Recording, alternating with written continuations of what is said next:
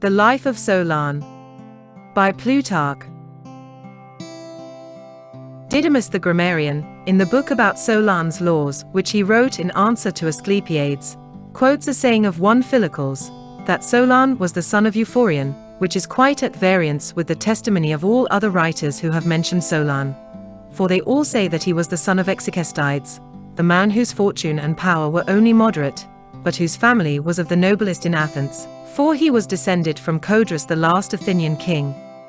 Heraclides of Pontus relates that the mother of Solon was first cousin to the mother of Pisistratus.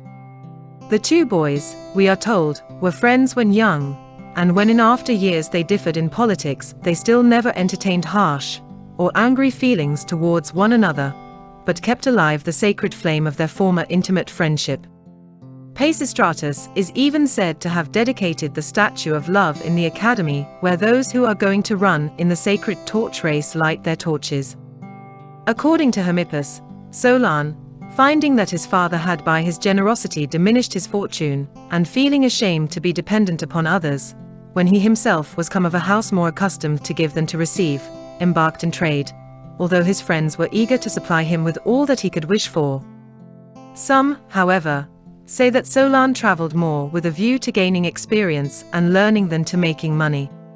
He was indeed eager to learn, as he wrote when an old man, old to grow, but ever learning, but disregarded wealth, for he wrote that he regarded as equally rich the man who owned gold and broad acres, corn and wine, and he that hath but clothes and food, a wife, and youthful strength divine.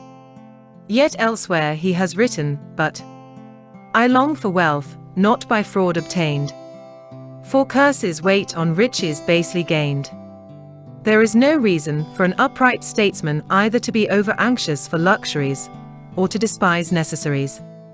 At that period, as Hesiod tells us, work was no disgrace, nor did trade carry any reproach, while the profession of traveling merchant was even honorable, as it civilized barbarous tribes, and gained the friendship of kings, and learned much in many lands. Some merchants founded great cities, as, for example, Proetus, who was beloved by the Gauls living near the Rhone, founded Marseilles. It is also said that Thales the sage, and Hippocrates the mathematician, traveled as merchants, and that Plato defrayed the expenses of his journey to Egypt by the oil which he disposed of in that country. Solon's extravagance and luxurious mode of life, and his poems, which treat of pleasure more from a worldly than a philosophic point of view, are attributed to his mercantile training, for the great perils of a merchant's life require to be paid in corresponding pleasures.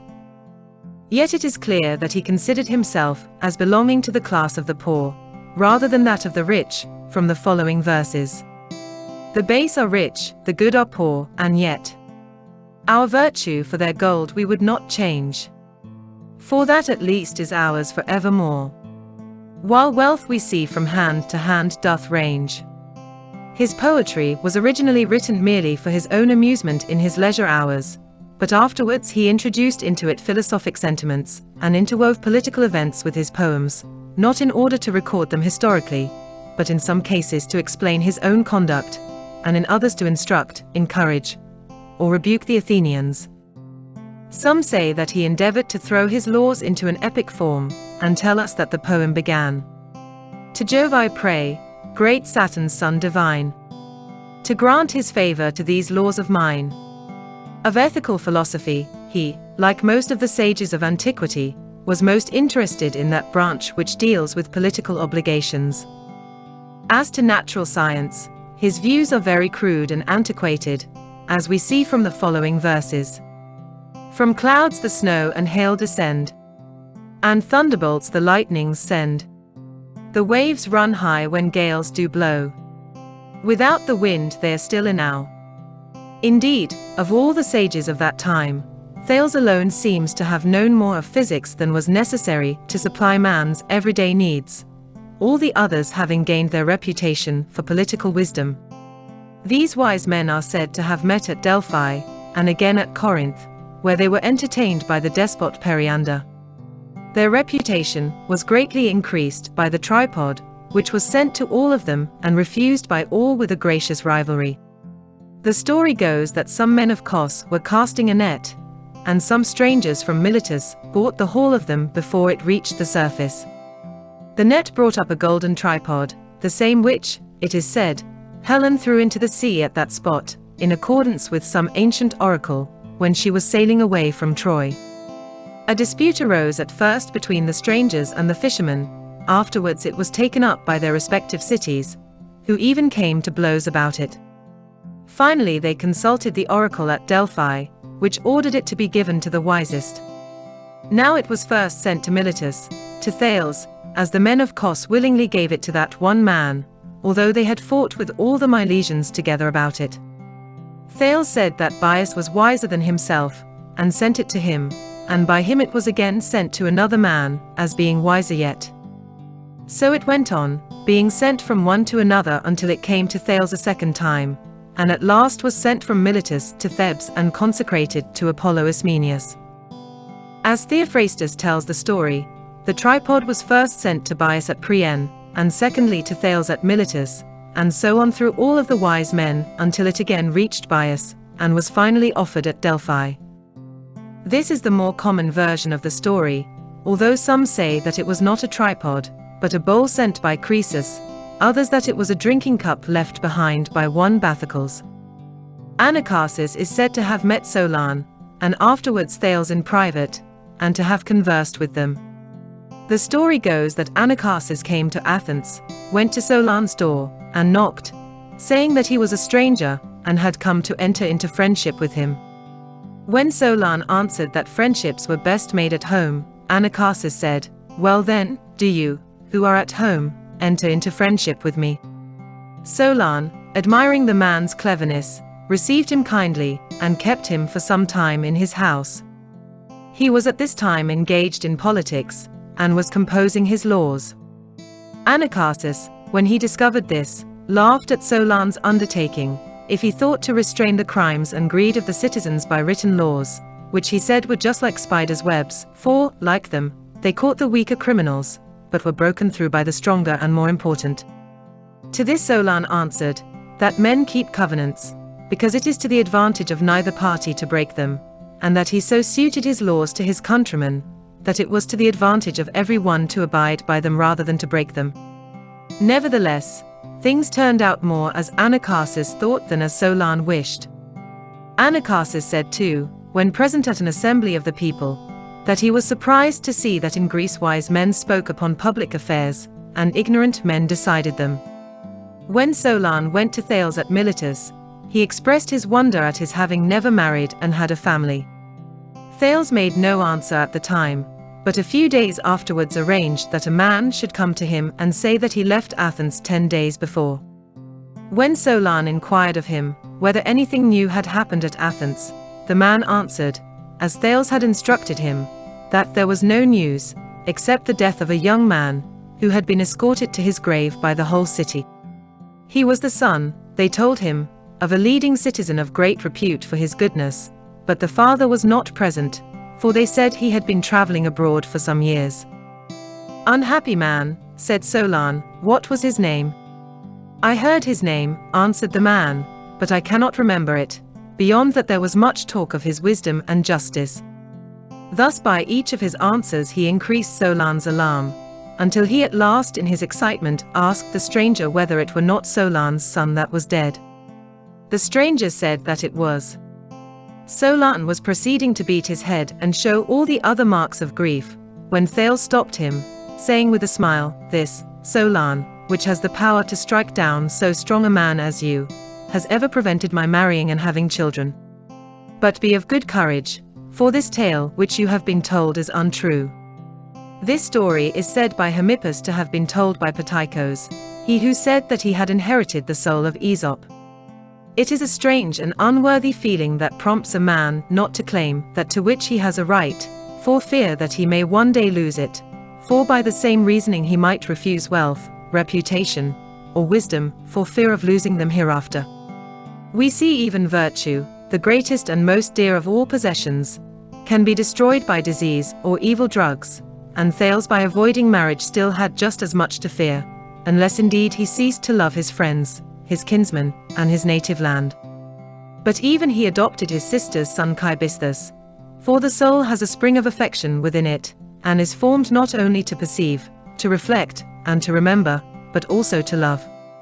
If it finds nothing to love at home, it will find something abroad, and when affection, like a desert spot, has no legitimate possessors, it is usurped by bastard children, or even servants, who when they have obtained our love, make us fear for them and be anxious about them. So that one may often see men, in a cynical temper, inveighing against marriage and children, who themselves shortly afterwards will be plunged into unmanly excesses of grief, at the loss of their child by some slave or concubine. Some have even shown terrible grief at the death of dogs and horses, whereas others, who have lost noble sons, made no unusual or unseemly exhibition of sorrow, but passed the remainder of their lives calmly and composedly. Indeed, it is weakness, not affection, which produces such endless misery and dread to those who have not learned to take a rational view of the uncertainty of life, and who cannot enjoy the presence of their loved ones, because of their constant agony for fear of losing them.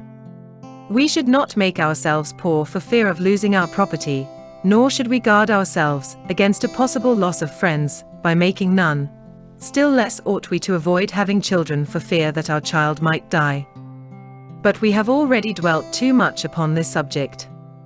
After a long and harassing war with the Megarians about the possession of the island of Salamis, the Athenians finally gave up in sheer weariness, and passed a law forbidding anyone for the future, either to speak, or to write in favor of the Athenian claim to Salamis, upon pain of death.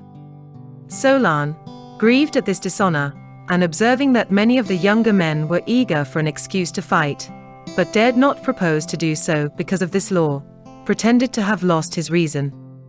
His family gave out that he was insane, but he meanwhile composed a poem, and when he had learned it by heart, rushed out into the marketplace wearing a small felt cap, and having assembled a crowd, mounted the herald's stone and recited the poem, which begins with the lines, "A herald I from Salamis am come. My verse will tell you what should there be done." The name of this poem is Salamis.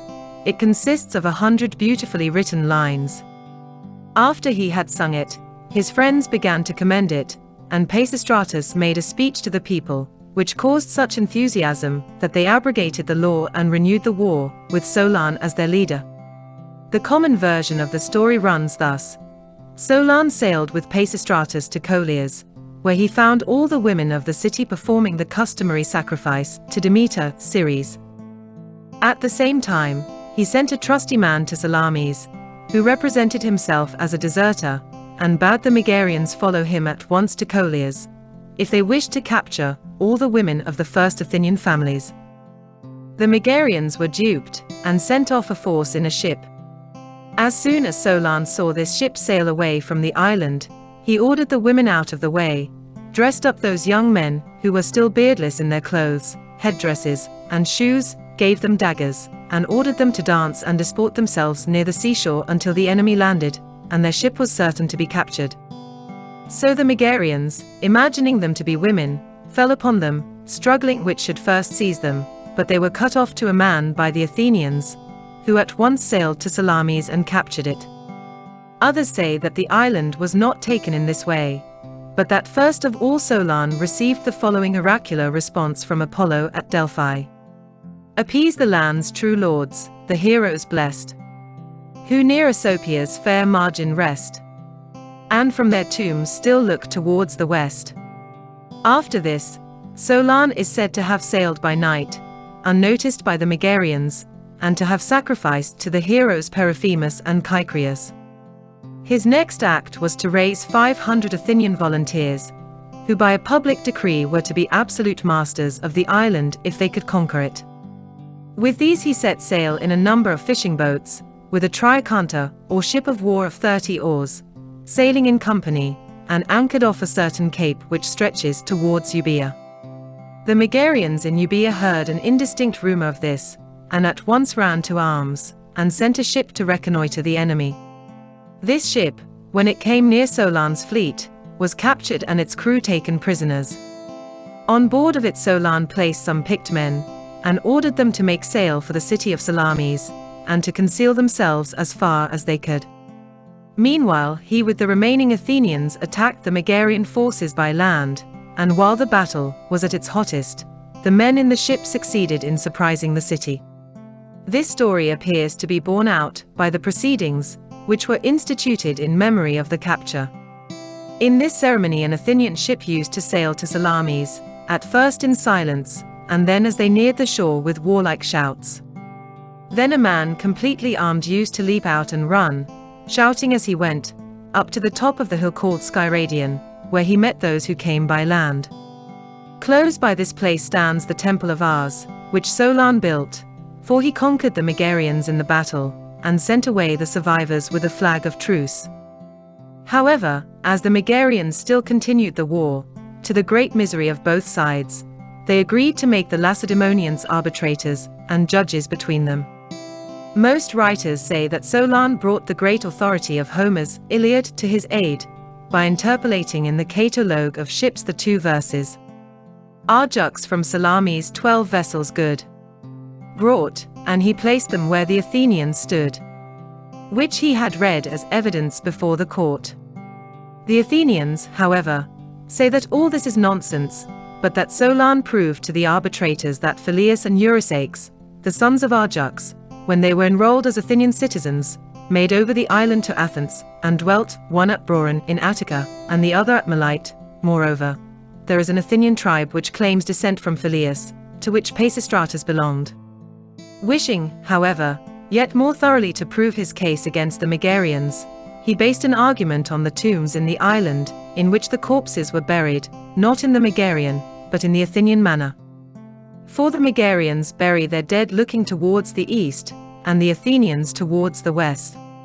But Herodotus of Megara denies this, and says that the Megarians also bury their dead looking towards the west, and moreover, that each Athenian had a coffin to himself, while the Megarians placed 2 or 3 bodies in one coffin.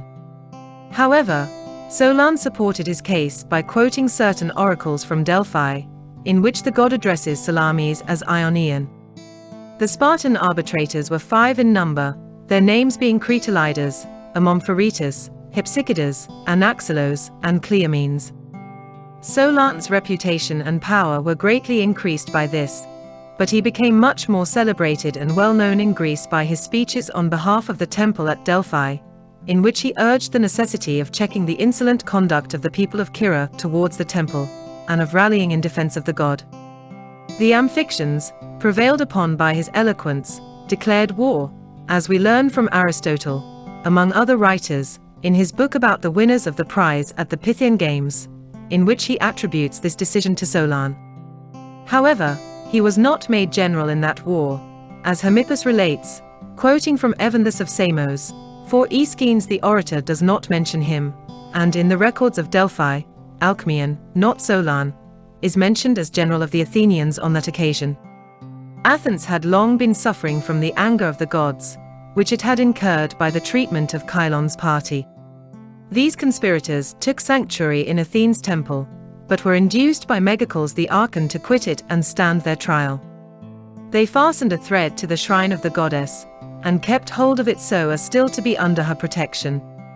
But as they were coming down from the Acropolis, just beside the Temple of the Furies, the string broke, and Megacles and the other Archons, thinking that the goddess rejected their appeal, seized them. Some of them were stoned to death outside the temple, and some who had fled for sanctuary to the altars were slain there. Only those who fell as suppliants at the feet of the Archons' wives were spared. After this the Archons were called accursed, and were viewed with horror. Moreover, the survivors of Cylon's party regained strength, and continued their intrigues against Megacles and the Archons. At the time of which we are speaking these dissensions had reached their height, and the city was divided into 2 factions, when Solon, who was already a man of great reputation, came forward with some of the noblest Athenians, and by his entreaties and arguments prevailed upon those magistrates, who were called accursed, to stand trial and be judged by a jury of 300 citizens selected from the best families. Myron of Phlia prosecuted, and the Archons were found guilty, and forced to leave the country. The bodies of such of them as had died were dug up, and cast out beyond the borders of Attica. During these disorders the Athenians were again attacked by the Megarians, and lost Nicaea, and were again driven out of Salamis. The city was also a prey to superstitious terrors, and apparitions were seen, so that the prophets, after inspecting their victims, said that the city was polluted and under a curse, and that it required purification. Upon this they sent for Epimenides the Phestian, of Crete, who is reckoned among the 7 wise men of Greece, by some of those who do not admit Periander into their number. He was thought to enjoy the favor of heaven, and was skilled in all the lore of the sacred mysteries, and in the sources of divine inspiration, wherefore he was commonly reported to be the child of the nymph Balti, and to be one of the old curates of Crete revived. He came to Athens and was a friend to Solon, assisting him greatly in his legislation. He remodeled their religious rites, and made their mourning more moderate, introducing certain sacrifices shortly after the funeral, and abolishing the harsh and barbarous treatment which women were for the most part subject to before in times of mourning. Above all, by purifications and atoning sacrifices, and the erection of new temples, he so sanctified and hallowed the city as to make the minds of the people obedient to the laws, and easily guided into unity and concord. It is said that he saw Munichia, and viewed it carefully for some time in silence. Then he said to the bystanders, "How blind is man to the future!" The Athenians would eat this place up with their teeth, if they knew what misfortunes it will bring upon them. A prophetic saying of the same kind is attributed to Thales. He bade his friends bury him in a low and neglected quarter of Miletus, telling them that one day it would be the marketplace of the city. Epimenides was greatly honored by the Athenians, and was offered large sums of money by them, and great privileges, but he refused them all, and only asked for a branch of the sacred olive tree, which he received and went his way. When the troubles about Cylon were over, and the accursed men cast out of the country, the Athenians relapsed into their old dispute about the constitution. The state was divided into as many factions as there were parts of the country, for the Diacrii, or mountaineers, favored democracy, the Pedioe, oligarchy, while those who dwelt along the seashore, called Parli, preferred a constitution midway between these two forms, and thus prevented either of the other parties from carrying their point.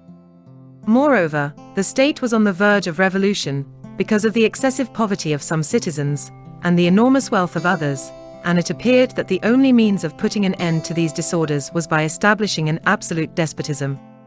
The whole people were in debt to a few wealthy men. They either cultivated their farms, in which case they were obliged to pay 1/6 of the profit to their creditors, and were called hectomori, or servants, or else they had raised loans upon personal security, and had become the slaves of their creditors, who either employed them at home, or sold them to foreigners. Many were even compelled to sell their own children, which was not illegal, and to leave the country, because of the harshness of their creditors. The greater part, and those of most spirit, combined together, and encouraged one another not to suffer such oppression any longer, but to choose some trustworthy person to protect their interests, to set free all enslaved debtors, redistribute the land, and, in a word, entirely remodel the constitution. In this position of affairs, the most sensible men in Athens perceived that Solon was a person who shared the vices of neither faction, as he took no part in the oppressive conduct of the wealthy, and yet had sufficient fortune to save him from the straits to which the poor were reduced. In consequence of this, they begged him to come forward and end their disputes. But Phanias of Lesbos says that Solon deceived both parties, in order to save the state, promising the poor a redistribution of lands, and the rich a confirmation of their securities. However, Solon himself tells us that it was with reluctance that he interfered, as he was threatened by the avarice of the one party, and the desperation of the other. He was chosen archon next after Philombrotus, to act as an arbitrator and lawgiver at once, because the rich had confidence in him as a man of easy fortune, and the poor trusted him as a good man.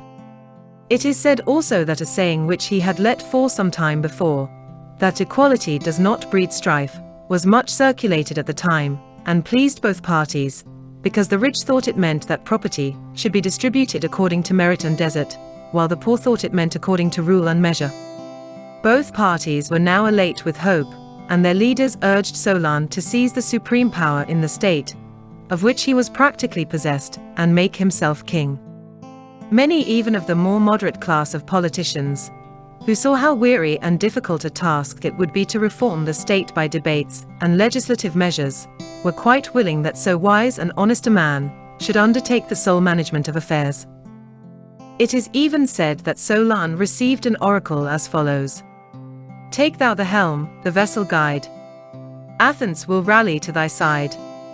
His intimate friends were loudest in their reproaches, pointing out that it was merely the name of despot from which he shrunk, and that in his case his virtues would lead men to regard him as a legitimate hereditary sovereign, instancing also Tonondas, who in former times had been chosen by the Euboeans, and at the present time, Pittacus, who had been chosen king of Mytilene. But nothing could shake Solon's determination. He told his friends that monarchy is indeed a pleasant place, but there is no way out of it, and he inserted the following verses in answer to Phocas, in one of his poems. "But if I spared my country, and with dread tyrannic sway forbore to stain and to pollute my glory, I feel no shame at this, nay rather thus, I think that I excel mankind." From which it is clear that he possessed a great reputation even before he became the lawgiver of Athens. In answer to the reproaches of many of his friends at his refusal to make himself despot, he wrote as follows: "Not a clever man was Solon, not a calculating mind. For he would not take the kingdom, which the gods to him inclined. In his net he caught the prey, but would not draw it forth to land. Overpowered by his terrors, feeble both of heart and hand. For a man of greater spirit would have occupied the throne. Proud to be the lord of Athens, though 'twere for a day alone. Though the next day he and his into oblivion were thrown." This is the way in which he says the masses, and low-minded men, spoke of him. He, however, firmly rejecting the throne, proceeded quietly to administer public affairs, in laying down his laws without any weak yielding to the powerful, or any attempt to court popularity. Such as were good, he did not meddle with, fearing that if he disturbed and overset the state, he might not have sufficient power to reconstitute and organize again in the best way. He carried out his measures by persuasion, and where he thought he could succeed, by force, in his own words, combining force and justice both together. Being afterwards asked whether he had composed the best possible laws for the Athenians, he answered, the best that they would endure. And the habit of Athenians of later times, who softened down harsh words by using politer equivalents, calling harlots mistresses, taxes contributions, garrisons of cities protectors, and the common prison the house, was, it seems, first invented by Solon, who devised the name of relief from burdens for his measure to abolish all debts. This was his first measure, namely, to put an end to all existing debts and obligations, and to forbid any one in future to lend money upon security of the person of the debtor. Some writers, among whom is Androtion, say that he benefited the poor, not by the absolute extinction of debt, but by establishing a lower rate of interest, and that this measure was called relief from burdens, and together with it the two other measures for the enlargement of measures and of the value of money, which were passed about the same time. For he ordered a mina, which was before constituted of 73 drachmas, to contain 100, so that, though they paid the same amount, yet the value was less. Thus those who had much to pay were benefited, and still their creditors were not cheated. But most writers say that the relief from burdens meant the extinction of all securities whatever, and this agrees best with what we read in his poems. For Solon prides himself in these upon having taken off the mortgages, which on the land were laid, and made the country free, which was formerly enslaved. While he speaks of bringing back Athenian citizens, who had been sold into slavery abroad, in distant lands who roam, their native tongue forgot, or here endure at home a slave's disgraceful lot, and of making them free men again. It is said that in consequence of this measure he met with the greatest trouble of his life. As he was meditating how he might put an end to debt, and what words and preambles were best for the introduction of this law. He took counsel with his most intimate friends, such as Conon and Cleinias and Hipponicus, informing them that he had no intention of interfering with the tenure of land, but that he intended to abolishing all existing securities. They instantly took time by the forelock, borrowed large sums from the wealthy, and bought up a great extent of land. Presently the decree came forth, and they remained in enjoyment of these estates, but did not repay their loan to their creditors. This brought Solon into great discredit, for the people believed that he had been their accomplice. But he soon proved that this must be false, by remitting a debt of 5 talents, which he himself had lent, and some state the sum at 15 talents, amongst whom is Polyzelos of Rhodes. However, his friends were forever afterwards called the swindlers. By this measure he pleased neither party, but the rich were dissatisfied at the loss of their securities, and the poor were still more so because the land was not divided afresh, as they hoped it would be, and because he had not, like Lycurgus, established absolute equality. But Lycurgus was 11th in direct descent from Heracles, and had reigned in Lacedaemon for many years, and had his own great reputation, friends, and interest to assist him in carrying out his reforms. And although he chose to effect his purpose by violence, so that his eye was actually knocked out, yet he succeeded in carrying that measure, so valuable for the safety and concord of the state, by which it was rendered impossible for any citizen to be either rich or poor. Solon's power could not reach this height, as he was only a commoner and a moderate man, yet he did all that was in his power, relying solely upon the confidence and goodwill of his countrymen.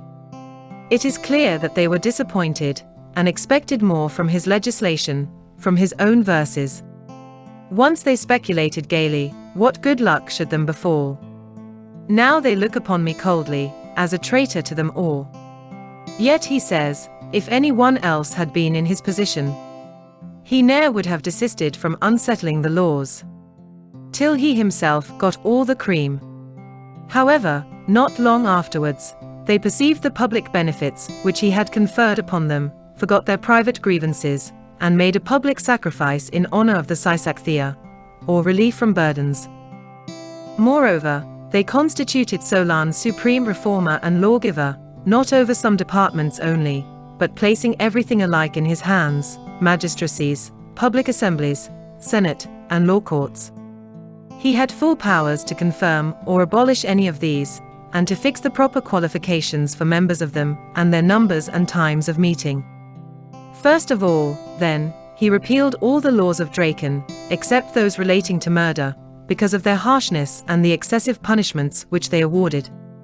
For death was the punishment for almost every offense, so that even men convicted of idleness were executed, and those who stole potherbs or fruits suffered just like sacrilegious robbers and murderers. So that Demades afterwards made the joke that Dracon's laws were not written with ink, but with blood. It is said that Dracon himself, when asked why he had fixed the punishment of death for most offenses, answered that he considered these lesser crimes to deserve it, and he had no greater punishment for more important ones. In the next place, Solon, who wished to leave all magistracies as he found them, in the hands of the wealthy classes, but to give the people a share in the rest of the constitution, from which they were then excluded, took a census of the wealth of the citizens, and made a first class of those who had an annual income of not less than 500 medimni of dry or liquid produce. These he called Pentacosia medimni. The next class were the Hippeis, or knights, consisting of those who were able to keep a horse, or who had an income of 300 medimni. The third class were the Zeugeti, whose property qualification was 200 medimni of dry or liquid produce, and the last class were the Thetes, whom Solon did not permit to be magistrates, but whose only political privilege was the right of attending the public assemblies and sitting as jurymen in the law courts. This privilege was at first insignificant, but afterwards became of infinite importance, because most disputes were settled before a jury. Even in those cases which he allowed the magistrates to settle, he provided a final appeal to the people.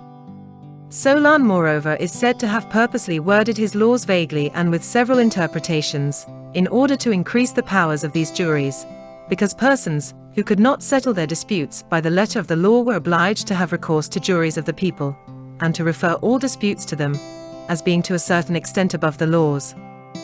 He himself notices this in the following verses. I gave the people all the strength they needed, yet kept the power of the nobles strong. Thus each from others' violence I shielded, not letting either do the other wrong. Thinking that the weakness of the populace required still further protection, he permitted any man to prosecute on behalf of any other who might be ill-treated. Thus if a man were struck or injured, any one else who was able and willing might prosecute on his behalf, and the lawgiver by this means endeavored to make the whole body of citizens act together and feel as one. A saying of his is recorded which quite agrees with the spirit of this law. Being asked what he thought was the best managed city, that, he answered, in which those who are not wronged espouse the cause of those who are, and punish their oppressors. He established the Senate of the Areopagus of those who had held the yearly office of archon, and himself became a member of it, because he had been archon. But in addition to this, observing that the people were becoming turbulent and unruly, in consequence of their relief from debt, he formed a second senate, consisting of 100 men selected from each of the 4 tribes, to deliberate on measures in the first instance, and he permitted no measures to be proposed before the General Assembly, which had not been previously discussed in this Senate. The upper Senate he intended to exercise a general supervision, and to maintain the laws, and he thought that with these 2 senates as her anchors, the ship of the state would ride more securely, and that the people would be less inclined to disorder.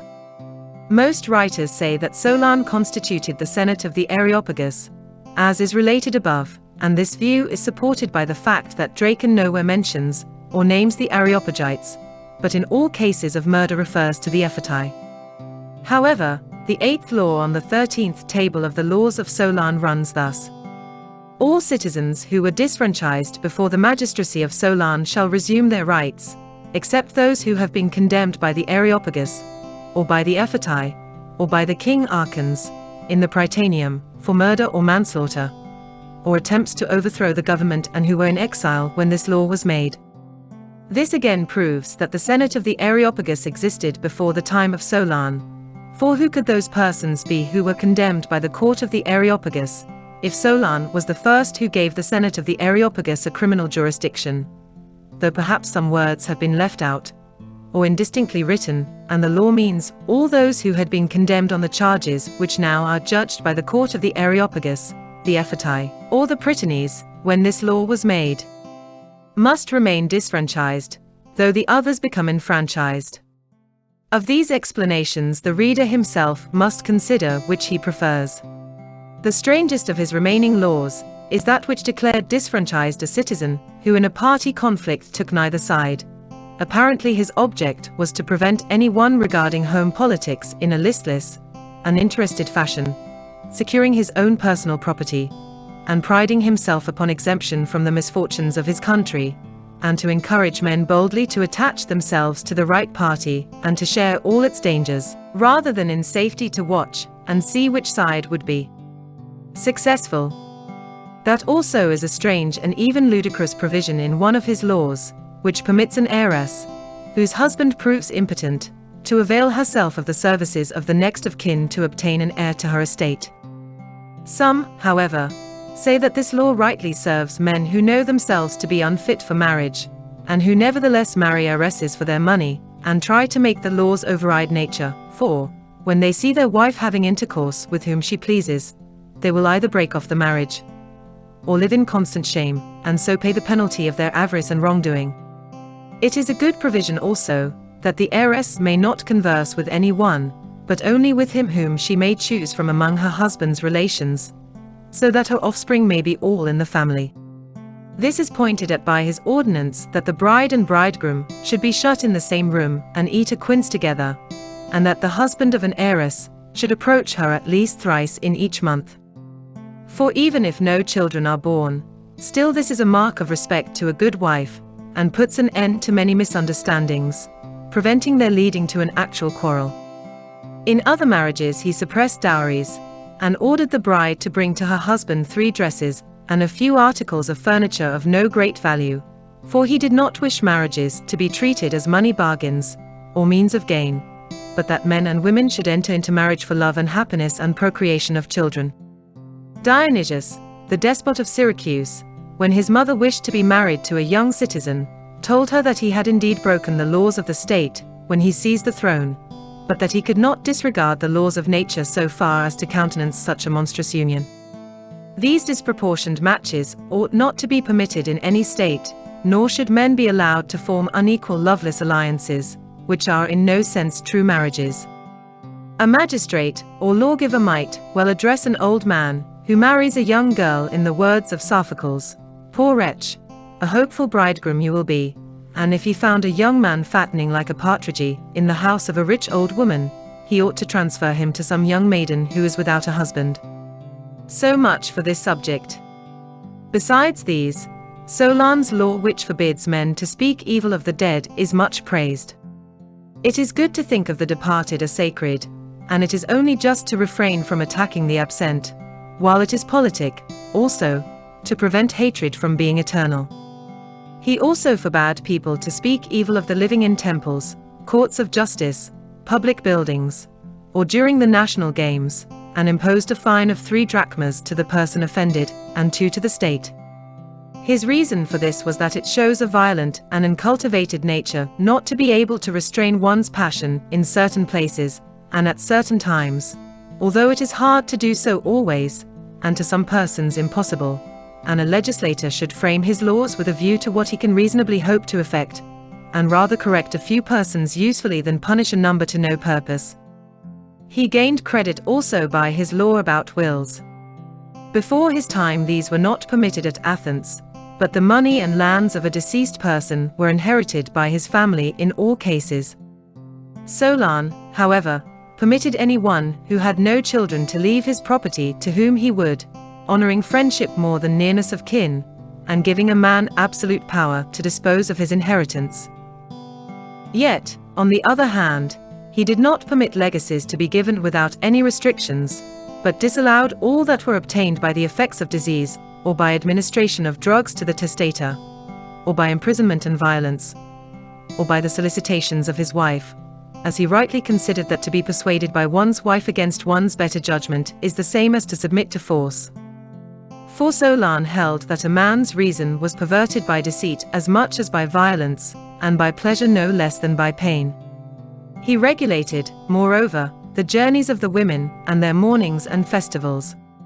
A woman was not allowed to travel with more than 3 dresses, nor with more than an obolus worth of food or drink, nor a basket more than a cubit in length, nor was she to travel at night, except in a wagon with a light carried in front of it.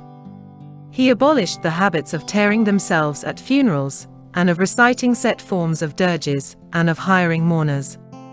He also forbade them to sacrifice an ox for the funeral feast, and to bury more than 3 garments with the body, and to visit other persons' graves. Most of these things are forbidden by our own laws also, with the addition, that by our laws those who offend thus are fined by the gynaeconomy, or regulators of the women, for giving way to unmanly and womanish sorrow. Observing that the city was filled with men who came from all countries to take refuge in Attica, that the country was for the most part poor and unproductive, and that merchants also are unwilling to dispatch cargoes to a country which has nothing to export, he encouraged his countrymen to embark in trade, and made a law that a son was not obliged to support his father, if his father had not taught him a trade. As for Lycurgus, whose city was clear of strangers, and whose land was unstinted, and with room for twice the number, as Euripides says, and who above all had all the helots, throughout Lacedaemon, who were best kept employed, in order to break their spirit by labor and hardship, it was very well that his citizens should disdain laborious handicrafts and devote their whole attention to the art of war.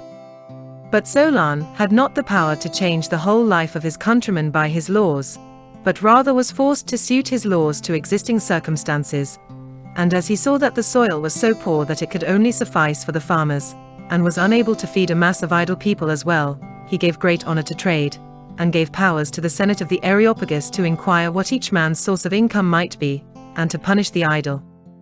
A harsher measure was that of which we are told by Heraclides of Pontus, his making it unnecessary for illegitimate children to maintain their father. Yet if a man abstains from an honorable marriage, and lives with a woman more for his own pleasure in her society than with a view to producing a family, he is rightly served, and cannot upbraid his children with neglecting him, because he has made their birth their reproach. Altogether Solon's laws concerning women are very strange. He permitted a husband to kill an adulterer taken in the act, but if any one carried off a free woman and forced her, he assessed the penalty at 100 drachmas. If he obtained her favors by persuasion, he was to pay 20 drachmas, except in the case of those who openly ply for hire, alluding to harlots, for they come to those who offer them money without any concealment. Moreover, he forbade men to sell their sisters and daughters, except in the case of unchastity. Now to punish the same offense at one time with unrelenting severity, and at another in a light and trifling manner, by imposing so slight a fine, is unreasonable, unless the scarcity of specie in the city at that period made fines which were paid in money more valuable than they would now be. Indeed, in the valuation of things for sacrifice, a sheep and a drachma were reckoned as each equal to a medimnus of corn. To the victor at the Isthmian games he appointed a reward of 100 drachmas, and to the victor in the Olympian, 500. He gave 5 drachmas for every wolf that was killed, and 1 drachma for every wolf's whelp. And we are told by Demetrius of Phalerum that the first of these sums was the price of an ox, and the second that of a sheep. The prices of choice victims, which he settled in his 16th tablet of laws, would naturally be higher than those of ordinary beasts, but even thus they are cheap compared with prices at the present day. It was an ancient practice among the Athenians to destroy the wolves, because their country was better fitted for pasture than for growing crops. Some say that the Athenian tribes derived their names, not from the sons of Ion, but from the different professions in which men were then divided. Thus the fighting men were named hoplites, and the tradesmen ergodeus, the 2 remaining ones being the geleontes, or farmers, and the aegicoris, or goat herds and graziers. With regard to water, as the country is not supplied with either rivers or lakes, but the people depend chiefly upon artificial wells, he made a law, that wherever there was a public well within 4 furlongs, people should use it, but if it were farther off, then they must dig a private well for themselves. But if a man dug a depth of 60 feet on his own estate without finding water, then he was to have the right of filling a 6-gallon pitcher twice a day, at his neighbor's well, for Solon thought it right to help the distressed, and yet not to encourage laziness. He also made very judicious regulations about planting trees, ordering that they should not be planted within 5 feet of a neighbor's property, except in the case of olives and fig trees, which were not to be planted within 9 feet. For these trees spread out their roots farther than others, and spoil the growth of any others by taking away their nourishment and by giving off hurtful juices. Trenches and pits he ordered to be dug as far away from another man's property as they were deep, and no hive of bees was to be placed within 300 feet of those already established by another man. Oil was the only product of the country which he allowed to be exported, everything else being forbidden, and he ordered that if any one broke this law the archon was to solemnly curse him, unless he paid 100 drachmas into the public treasury. This law is written on the first of his tablets. From this we see that the old story is not altogether incredible, that the export of figs was forbidden, and that the men who informed against those who had done so were therefore called sycophants. He also made laws about damage received from animals, one of which was that a dog who had bitten a man should be delivered up to him tied to a stick 3 cubits long, an ingenious device for safety.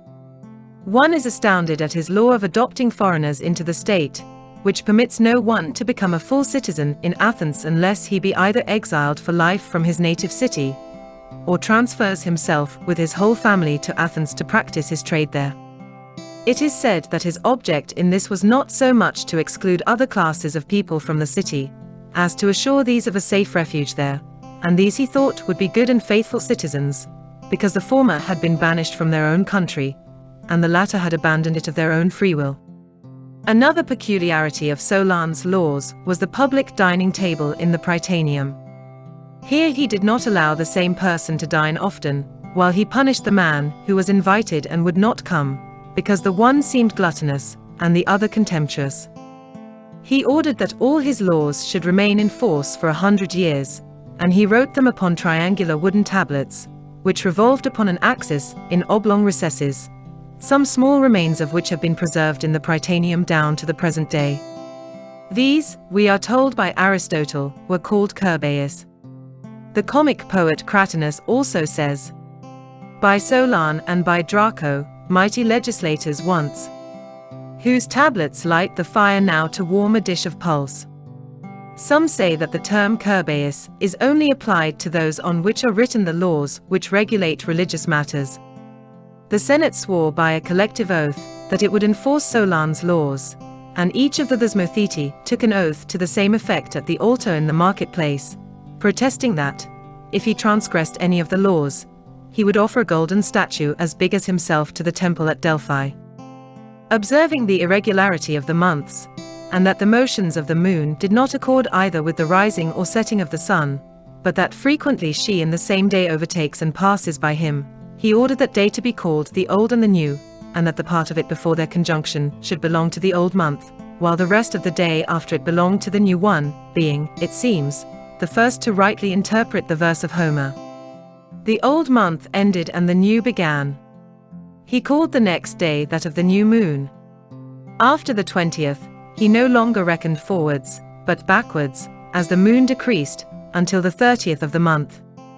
When Solon had passed all his laws, as people came to him every day to praise or blame, or advise him to add, or take away from what he had written, while innumerable people wanted to ask questions, and discuss points, and kept bidding him explain what was the object of this or that regulation, he, feeling that he could not do all this, and that, if he did not, his motives would be misunderstood, wishing, moreover, to escape from troubles and the criticism and fault-finding of his countrymen. For, as he himself writes, it is hard in great measures every one to please, made his private commercial business an excuse for leaving the country, and set sail after having obtained from the Athenians leave of absence for 10 years. In this time, he thought they would become used to his laws. He first went to Egypt, where he spent some time, as he himself says, at Nilus outlets, by Canopus strand. And he also discussed points of philosophy with Xenophus of Heliopolis, and with Sonches of Sais, the most distinguished of the Egyptian priests. From them he heard the tale of the island Atlantis, as we are told by Plato, and endeavored to translate it into a poetical form for the enjoyment of his countrymen. He next sailed to Cyprus, where he was warmly received by Philocyprus, one of the local sovereigns, who ruled over a small city founded by Demophon, the son of Theseus, near the river Clarius, in a position which was easily defended, but inconvenient. As a fair plain lay below, Solon persuaded him to remove the city to a pleasanter and less contracted site, and himself personally superintended the building of the new city, which he arranged so well both for convenience and safety, that many new settlers joined Philocyprus, and he was envied by the neighboring kings. For this reason, in honor of Solon, he named the new city Seloi, the name of the old one having been Ipaea. Solon himself mentions this event in one of his elegiac poems, in which he addresses Philocyprus, saying, "Long mayest thou reign, ruling thy race from Seloi's throne with glory. But me may Venus of the violet crown send safe away from Cyprus famed in story. May heaven to these new walls propitious prove, and bear me safely to the land I love." Some writers argue, on chronological grounds, that Solon's meeting with Croesus must have been an invention. But I cannot think that so famous a story, which is confirmed by so many writers, and moreover, which so truly exhibits Solon's greatness of mind and wisdom, ought to be given up, because of the so-called rules of chronology, which have been discussed by innumerable persons, up to the present day, without their being ever able to make their dates agree. The story goes that Solon at Croesus's desire came to Sardis, and there felt much like a continental, when he goes down to the seaside for the first time, for he thinks each river he comes to must be the sea, and so Solon, as he walked through the court and saw many of the courtiers richly attired and each of them swaggering about with a train of attendants and bodyguards, thought that each one must be the king, until he was brought before the king himself, who, as far as precious stones, richly dyed clothes, and cunningly worked gold could adorn him, was splendid and admirable, indeed a grand and gorgeous spectacle to behold. When Solon was brought into his presence, he showed none of the feelings and made none of the remarks about the sight, which Croesus expected, but evidently despised such vulgar ostentation. Croesus then ordered his treasures to be exhibited to him, and all the rest of his possessions and valuables. Not that Solon needed this, for the sight of Croesus himself was enough to show him what sort of man he was. When, after having seen all this, he was again brought before the king, Croesus asked him whether he knew any man more happy than himself. Solon at once answered that one Tellus, a fellow countryman of his own, was more happy. He explained that Tellus was a good man, and left a family of good sons, that he passed his life beyond the reach of want, and died gloriously in battle for his country. At this, Croesus began to think that Solon must be a cross-grained churlish fellow, if he did not measure happiness by silver and gold, but preferred the life and death of some private man of low degree to such power and empire as his. However, he asked him a second time, whether he knew any one more happy than himself, next to Tellus. Solon answered that he knew two men, Cleobis and Biton, remarkable for their love for each other and for their mother, who, as the oxen that drew their mother traveled slowly, put themselves under the yoke and drew the carriage with her in it to the temple of Hera. She was congratulated by all the citizens, and was very proud of them, and they offered sacrifice, drank some wine, and then passed away by a painless death after so much glory. Then asked Croesus angrily, "Do you not reckon me at all among happy men?" Solon, who did not wish to flatter him, nor yet to exasperate him farther, answered, "O king of the Lydians, we Greeks have been endowed with moderate gifts, by heaven, and our wisdom is of a cautious and homely cast, not of a royal and magnificent character. So, being moderate itself, and seeing the manifold chances to which life is exposed, it does not permit us to take a pride in our present possessions, nor to admire the good fortune of any man, when it is liable to change. Strange things await every man in the unknown future, and we think that man alone happy whose life has been brought to a fortunate termination. To congratulate a man, who is yet alive and exposed to the caprice of fortune, is like proclaiming and crowning as victor one, who has not yet run his race, for his good fortune is uncertain and liable to reversal." After speaking thus, Solon took his leave, having enraged Croesus, who could not take his good advice. Aesop, the writer of the fables, who had been sent for to Sardis by Croesus and enjoyed his favor, was vexed at the king's ungracious reception of Solon, and advised him thus. "Solon," said he, "one ought either to say very little to kings, or else say what they wish most to hear." "Not so," said Solon, "one should either say very little to them, or else say what is best for them to hear." So at that time Croesus despised Solon, but after he had been defeated by Cyrus, his city taken, and he himself was about to be burned alive upon a pyre erected in the presence of all the Persians and of Cyrus himself, then he thrice cried out, "Solon," as loud as he could. Cyrus, surprised at this, sent to ask what man or god Solon might be, who was invoked by a man in such extremity. Croesus, without any concealment said, "He is one of the wise men of Greece, whom I sent for, not because I wished to listen to him and learn what I was ignorant of, but in order that he might see and tell of my wealth, which I find it is a greater misfortune to lose than it was a blessing to possess. For, while I possessed it, all I enjoyed was opinion and empty talk, whereas, now the loss of it has brought me in very deed into terrible and irreparable misfortunes and sufferings. Now this man, who foresaw what might befall me, bade me look to the end of my life, and not be arrogant on the strength of a fleeting prosperity." When this was reported to Cyrus, he being a wiser man than Croesus, and finding Solon's words strongly borne out by the example before him, not only released Croesus, but treated him with favor for the rest of his life, so that Solon had the glory of having by the same words saved one king's life and given instruction to another. During Solon's absence the strife of the factions at Athens was renewed. Lycurgus was the chief of the party of the Pdi, Megacles, the son of Alcmaeon, led the Parli, and Pisistratus, the Diacrii, who were joined by the mass of the poorer classes who hated the rich. Thus the city still obeyed Solon's laws, but was longing for change, and all men hoped for a new revolution, in which they trusted to get not only their rights, but something more, and to triumph over the opposite faction. In this state of affairs Solon landed at Athens, and was received with respect by all the citizens.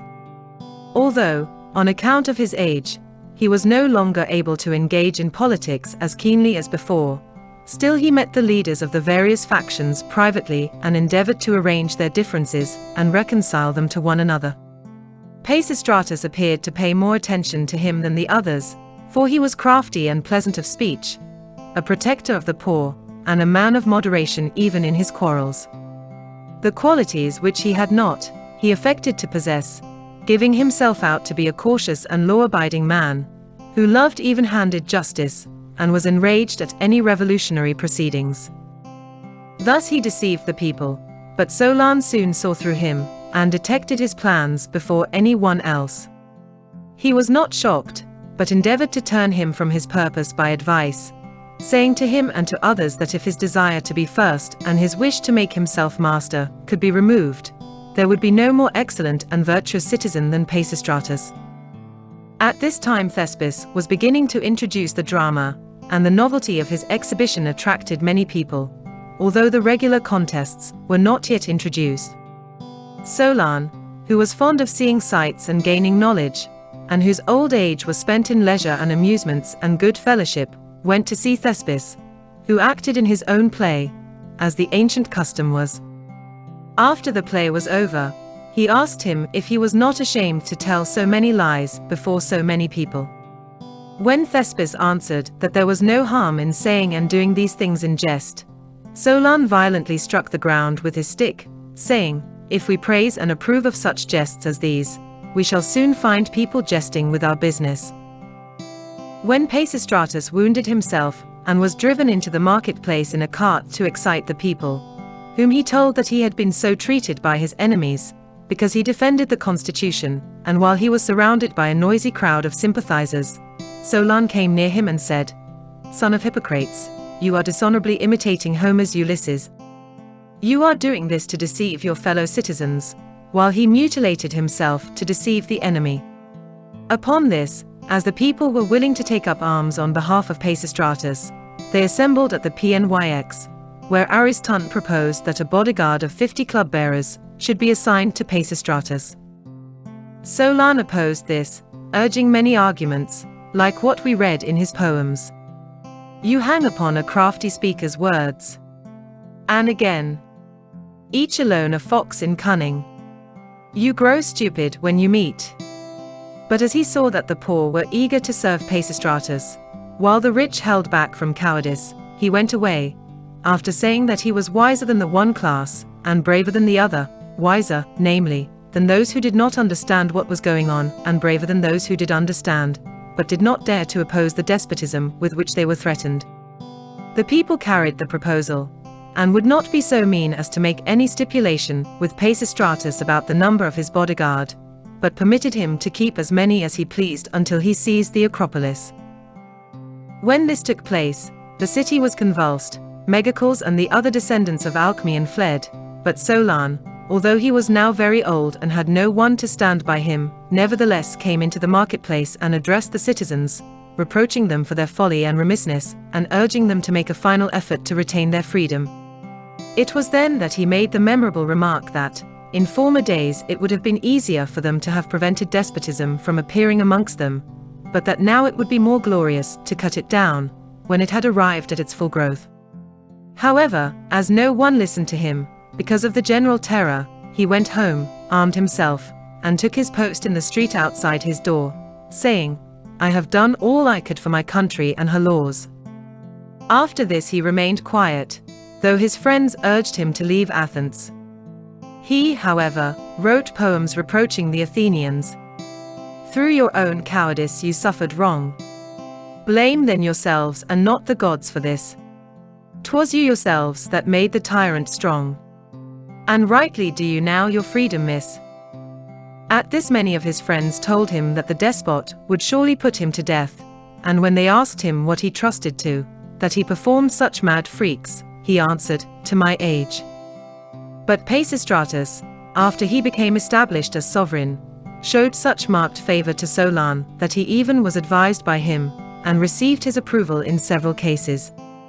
For he enforced most of Solon's laws, both observing them himself and obliging his friends to do so. Indeed, when accused of murder before the court of the Areopagus, he appeared in due form to stand his trial, but his accuser let the case fall through. He also made other laws himself, one of which is that those who are maimed in war shall be kept at the public expense. Herodotus says that this was done in imitation of Solon, who had already proposed it in the case of Thesippus. But Theophrastus tells us that it was not Solon, but Pisistratus, who made the law about idleness, by means of which he rendered the city more quiet, and the country better cultivated. Solon also attempted to write a great poem about the fable of Atlantis, which he had learned from the chroniclers of Sais particularly concerned the Athenians, but he did not finish it, not, as Plato says, for want of leisure, but rather because of his advanced age, which made him fear that the task was too great for him. His own words tell us that he had abundance of leisure. Old I grow, but ever learning. And Venus and Bacchus are all my care. And the Muses, that charm the hearts of men.